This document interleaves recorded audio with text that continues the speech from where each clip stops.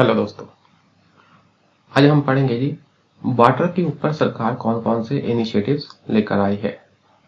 ये सब subjective question ज़्यादा इंपॉर्टेंट है जी मेंस के लिए, तो आपको मेन पॉइंट याद होने चाहिए। वहाँ पर मेंस में जब आंसर लिखोगे तो आपके पास मैटर नहीं होगा। इसमें से काफ़ी क्वेश्चन बन जाते हैं पानी के ऊपर, एग्रीकल्चर के ऊपर, कोस्टल एरिया के ऊपर सरकार के क्या क्या स्कीमें हैं, इनिशिएटिव्स हैं। The national water policy stresses on water conservation practices like the national level पर हम एक पॉलिसी लेकर आए हैं पानी के ऊपर। तो वो क्या कहती है, क्या क्या करना है, रेन वाटर की हार्वेस्टिंग करो। तो जो पानी बारिश के रूप में आ रहा है तो उसको बहने नहीं देना अधिक, उसको स्टोर करना है रेन वाटर हार्वेस्टिंग के द्वारा। इंटरबेसिन ट्रांसफर ऑफ वाटर, तो जहां पर पानी अधिक है वहां से कम वाले में ऐसे पानी का ट्रांसफर करना। Artificial recharge of ground water का आर्टिफिशियल रिचार्ज करो, उसको जो कम हो गया है उसको रिचार्ज करो। डिसलाइनेशन ऑफ ब्रैकिश और सी वाटर या ब्रैकिश वाटर जिसमें कम साल्ट घुले होते हैं, ब्रैकिश वाटर जिसमें अधिक घुले होते हैं साल्ट वाटर और सी वाटर, और जिसमें बहुत कम होते हैं वो होते हैं फ्रेश वाटर। तो इसको क्या करो, इसमें से साल्ट को निकालो, डिसलाइनेशन करो, so that the utilizable water resources are increased. ठीक, यूटिलाइज करने वाला वाटर रिसोर्स इंक्रीज हो जाए। खारे पानी को साफ करो। आगे है जी हेल्थ के ऊपर सरकार क्या क्या कर रही है। Our health programmes are focused on, जितने प्रोग्राम है वो किस किस चीज पर फोकस कर रहे हैं। हमने बात करनी है ज्यादातर क्लाइमेट चेंज से रिलेटेड, जब फ्लड आ गया, ड्रॉट आ गई, ऐसे। Surveillance and control of vector borne diseases, मच्छर वगैरह से पैदा होने वाले जो बीमारियां हैं जैसे malaria, dengue, filaria, Japanese encephalitis, काला अदर वगैरह का प्रॉपर सर्विलेंस करना, निगरानी करनी और फिर उनको क्या करना, कंट्रोल करना। Provision of emergency relief in case of natural calamities, जब कभी कुदरती आपदा आ जाए तो उसी समय रिलीफ मेजर्स मुहैया करवा लें। Raising awareness and providing training, ये भी करना। आगे बात आती है जी कोस्टल रीजन के लिए सरकार क्या कर रही है।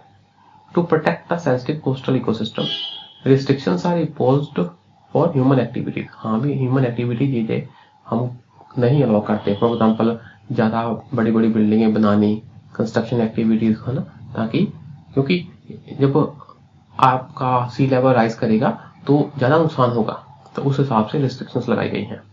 Construction of cyclone shelters, cyclone से बचने के लिए शेल्टर बना दो। And infrastructure for coastal protection, shelter कैसे, ट्री वगैरह लगाकर।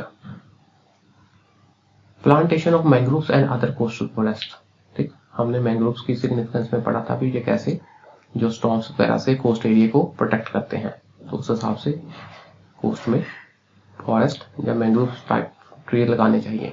ये सब चीजें सरकार कर रही है। आगे है जी डिजास्टर मैनेजमेंट, डिजास्टर का मैनेजमेंट करना। Government has constituted special national disaster management authority, NDMA government ने कॉन्स्टिट्यूट किया है, किसके लिए, फॉर डिजास्टर मैनेजमेंट। स्पेशल कानून के द्वारा पास करके एनडीएमए बनाया इन्होंने, एक्ट के द्वारा 2005 वाला एक्ट लेकर आए थे। ये आपका मेंस में टॉपिक है, बड़ा टॉपिक है disaster management. It provides special grants to the victims of, किसको, वेदर रिलेटेड डिजास्टर्स। ठीक है जी, मौसम से संबंधित जो डिजास्टर वगैरह आए। And for various efforts for disaster relief, और डिजास्टर रिलीफ के लिए क्या करती है ये, स्पेशल ग्रांट, मतलब पैसे जारी करती है। ग्रांट, पैसे से तो बात बनेगी। हाँ जी। एनडीएम में also supports various disaster prevention programmes, कौन कौन से, for example awareness generation, dissemination of information and training of disaster management staff and, है ना, ये सब चीजें, इन सब की ट्रेनिंग दो स्टाफ की, अवेयरनेस जनरेशन करो और जो जो इन्फॉर्मेशन है उसको जनता तक पहुंचाओ, ये सब चीजें हैं जी। आगे है जी national action plan of India on climate change, ये एक इम्पोर्टेंट प्लान है इंडिया का भी। हाँ भी हम ऐसे क्लाइमेट चेंज के लिए, ऐसे क्लाइमेट चेंज के साथ निपटेंगे, तो नेशनल लेवल पर हमने एक एक्शन प्लान बनाया है। ठीक है जी, ये आपको याद होना चाहिए।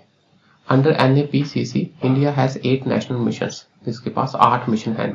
तो इस मिशन के हेडिंग आपको याद होने चाहिए, किस किस एरिया पर नेशनल एक्शन प्लान के तहत मिशन है। 8 कौन कौन से मिशन है ना। सोलर के ऊपर है, हैबिटेट के ऊपर है, हिमालयन इकोसिस्टम के ऊपर है, वाटर के ऊपर है, ऐसे ऐसे आए। तो आपको एग्जाम में पूछ लेंगे इन चारों में से कौन सा नहीं है, ऐसे। तो आपको 8 जितने हैं आते होंगे तो आप आंसर कर पाओगे। पूरे नहीं हेडिंग याद करने, मेन में याद कर लेना। हाँ जी, सोलर के ऊपर है, हिमालयन इकोसिस्टम के ऊपर है, वाटर के ऊपर है, ऐसे ऐसे याद कर लेना। These missions are long term, mean दूरदर्शी, ऐसे नहीं कि 1-2 साल के लिए, नहीं, काफी लॉन्ग टर्म है, काफी सोच विचार कर काफी लंबे समय के लिए प्लानिंग की गई है। मल्टी प्रोंग्ड, इनकी एक डिमेंशन नहीं है, कई प्रकार के डिमेंशन है। एंड इंटीग्रेटेड स्ट्रेटेजीज, ठीक, that aim at achieving various targets set to reduce climate change. तो क्लाइमेट चेंज को कम करने के लिए जो हमने टारगेट सेट किए हैं उसको पूरा करने के लिए जे 8 मिशन लेकर आए हैं। कौन कौन से हैं जी? पहला है जी नेशनल सोलर मिशन, सूरज के ऊपर नेशनल सोलर मिशन। ये क्या कहता है? It aims at developing solar energy so as to fulfil our rising energy demands.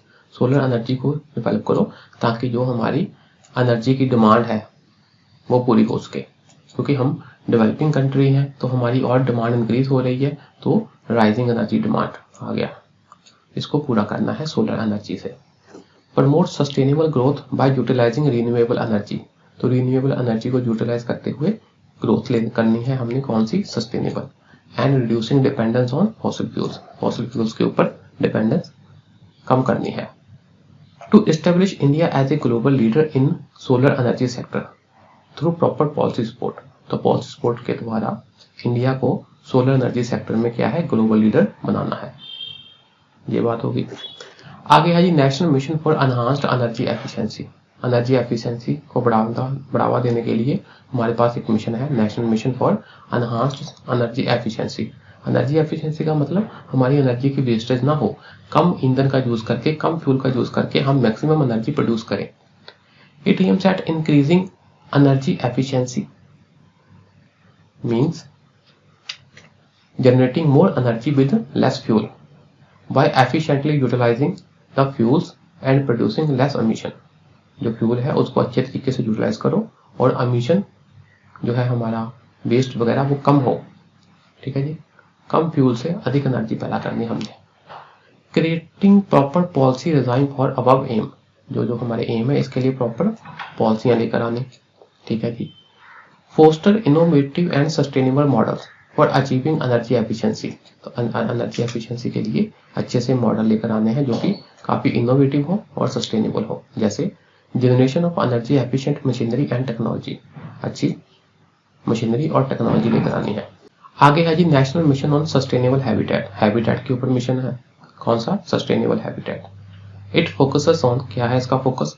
Adoption of energy conservation building code. तो जो हमारी बड़ी बड़ी बिल्डिंगें हैं ना उसके लिए कोड निर्धारित करने, ठीक भी, ताकि ये तय हो कि हाँ भी इस बिल्डिंग में कितनी एनर्जी एफिशिएंसी है, क्या ये इस प्रकार बनाई गई है कि सूरज की किरणें अधिक पड़े ताकि रोशनी आए, सोलर एनर्जी प्रोडक्शन हो, और इस बिल्डिंग का निर्माण में कैसा मटेरियल यूज किया गया है ताकि कम से कम एनर्जी की खपत हो। तो इन सब पैरामीटर को ध्यान में रखते हुए ना बिल्डिंग के कोड निर्धारित किए जाते हैं। तो उस हिसाब से अडॉप्शन की करनी है ऐसे बिल्डिंग कोड की, जिसका एम क्या होता है? एनर्जी की conservation. This codes establish standards for new and large commercial buildings. जो हम बड़ी बड़ी कमर्शियल बिल्डिंग्स बनाएंगे उसके लिए स्टैंडर्ड तय कर देते हैं ये कोड। याद रखना ये कोड अभी मैंडेटरी नहीं है ये स्टैंडर्ड, ठीक भी, ताकि अपने तसल्ली के लिए हम कह दें हाँ भी ये बिल्डिंग कैसी है, पर ऐसा नहीं कि अगर आपने अधिक कोड नहीं लगाए बिल्डिंग के तो गैर कानूनी काम हो गया। खैर ये चीजें हम आगे जाके पढ़ेंगे। So as to optimize their energy demands, ये बात होगी। प्रॉपर अर्बन प्लानिंग करो, mass transport and public transport system develop करो, focused on long distance travel, so as to connect main city with the periphery areas. तो जैसे जैसे city growth कर रही है तो हम मेन सिटी और आसपास वाले एरिया को कनेक्ट कर दो, अच्छे यातायात के साधन ट्रांसपोर्टेशन के साथ, ताकि मास ट्रांसपोर्टेशन हो, पब्लिक ट्रांसपोर्टेशन हो, एनर्जी की खपत कम हो, ठीक है ना। जैसे दिल्ली है, दिल्ली को कनेक्ट कर दिया गाजियाबाद, नोएडा, गुड़गांव वगैरह से ऐसे। This will facilitate growth of medium and small cities and reducing pressure on main city, main big city के ऊपर प्रेशर कम होगा। Proper waste management, recycling of waste, तो वेस्ट के ऊपर भी फोकस्ड है। जो शहरों में और जगह पर ये सारा जहाँ हम रहते हैं हैबिटेट में, बात तो हैबिटेट की हो रही ना, तो वहां पर जो वेस्ट जनरेट हुआ उसका प्रॉपर मैनेजमेंट करो, कोशिश करो रिसाइकलिंग करने की, और ऐसी ऐसी टेक्नोलॉजियां डेवलप करो जो for generating power from the waste, तो जो हमारा वेस्ट है उससे हम एनर्जी पैदा कर सकें, ऐसी टेक्नोलॉजी भी लेकर आओ ताकि वेस्ट हमारे लिए क्या हो जाए, एक रिसोर्स हो जाए। Focus on research and development, R&D पर फोकस करो, so as to invent proper methods and technologies. किसके लिए? ऐसे ऐसे मेथड और टेक्नोलॉजी हम पैदा करें, किसके लिए? बायोकेमिकल कन्वर्जन ऑफ वेस्ट, तो वेस्ट का हम कन्वर्जन करते हैं उसके यूटिलाइजेबल फॉर्म में। वेस्ट वाटर यूज, तो हमारा वेस्ट वाटर है उसको फिर से यूज कर सकें। मैं ऐसी मेथड और टेक्नोलॉजियों से हम क्या करें, वेस्ट को यूटिलाइजेबल फॉर्म में ले आए। Proper utilisation of sewage etcetera, ठीक है जी। आगे है जी नेशनल वाटर मिशन, पानी के ऊपर मिशन है। It aims at conservation of water, minimisation of waste of water, है ना, वेस्टेज ऑफ वाटर, पानी की वेस्टेज कम हो, जो है उसको संभाल लो, एंड जो है पानी उसका इक्विटेबल डिस्ट्रीब्यूशन ऑफ वाटर करो ताकि सबको पानी मिले। And integrated water resource management, और जो जो वाटर के रिसोर्स हैं, जहाँ जहाँ पानी जमा है, जहाँ जहाँ पानी जहाँ से हमको पानी मिलता है, उसका अच्छे ढंग से मैनेजमेंट करो। Proper recycling of water so that certain share of water needs are met through recycling, ठीक है जी, रिसाइकलिंग करो। Increasing efficiency of irrigation system through proper regulatory structure, proper regulatory structure लेकर आओ। जैसे हम इरिगेशन में ड्रिप इरिगेशन और स्प्रिंकलर इरिगेशन वगैरह से पानी की बचत कर सकते हैं, पर ऐसे अपने आप तो कोई लेकर आएगा नहीं ऐसे सिस्टम को, इसलिए इन सब के लिए प्रॉपर रेगुलेटरी स्ट्रक्चर लाए। आगे है जी national mission for sustaining the Himalayan ecosystem, Himalayan ecosystem को सस्टेन करने के लिए मिशन है। वो क्या है जी? Capacity building to deal with climate change, तो क्लाइमेट चेंज हिमालय पर अधिक इफेक्ट करेगा, तो उसके लिए हम तैयार पर तैयार रहें, अपने कैपेसिटी को बिल्ड करके रखें। Study and incorporating traditional knowledge system, तो जो हमारा ट्रेडिशनल नॉलेज सिस्टम है, देखो जो वहाँ जनता रहती है उन्होंने समय के अनुसार कई इनोवेटिव मेथड डेवलप कर लिए होते हैं, ठीक है, तो ऐसे सिस्टम को, ऐसी उनकी नॉलेज को भी क्या है, स्टडी करना और इस्तेमाल करना। Along with community participation, community की पार्टिसिपेशन भी करो, किसके लिए? For adaptation and mitigation and other coping mechanism, तो जितने हमारे कोपिंग का मैकेनिज्म है उसमें वहाँ की लोकल कम्युनिटी की पार्टिसिपेशन भी जरूर करनी। Building a network of knowledge institutions and developing data of all knowledge system, तो जितनी जितनी हमने ज्ञान प्राप्त किया है, जितने जितने डिफरेंट सोर्सेस थे, उन सबको मिलाकर एक पूरा उनका आपस में नेटवर्क तैयार कर दो, ठीक, और ऑल नॉलेज सिस्टम का एक पूरा डाटा तैयार कर लो ताकि जितनी भी नॉलेज है हम सबके पास हो, ठीक है जी। आगे है जी national mission for green India, green India के लिए एक मिशन है। क्या करते हैं इसका एम? इसका एम है increasing the area under forest cover, green का मतलब पेड़ पौधे लगा दो, फॉरेस्ट कवर के अंदर एरिया बढ़ा दो, as well as improving the quality of forest cover, तो फॉरेस्ट कवर की क्वालिटी भी, जो हमारे ऑलरेडी फॉरेस्ट है उनकी क्वालिटी भी बढ़ाओ, फॉरेस्ट कवर बढ़ाओ और जो फॉरेस्ट ऑलरेडी है उनकी क्वालिटी इंप्रूव करो।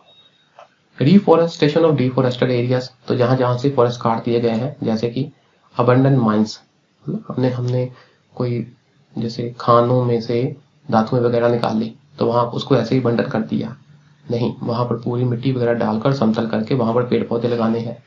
एरियाज ऑफ शिफ्टिंग कल्टीवेशन, आपको पता है शिफ्टिंग कल्टीवेशन क्या होती है, तो वहां पर भी क्या है, फॉरेस्ट काट दिए जाते हैं। कोल्ड डेजर्ट्स हो गया, मैंग्रोव्स वाला एरिया हो गया, जहां से आपने फॉरेस्ट काट दिए हैं वहां पर भी क्या करो, रिफॉरेस्टेशन करो। री का मतलब दोबारा से फॉरेस्ट लगाओ। Improvement in forest and tree cover in urban and peri urban area, शहरों में भी जहां पर भी जमीन है वहां पर पेड़ पौधे लगाओ, और अगर नहीं लगा सकते, कम लगा सकते हो, तो शहरों के पास पास वाले एरिया में जरूर लगाओ, ठीक है जी। पेरी अर्बन मतलब शहर के पास पास वाला एरिया।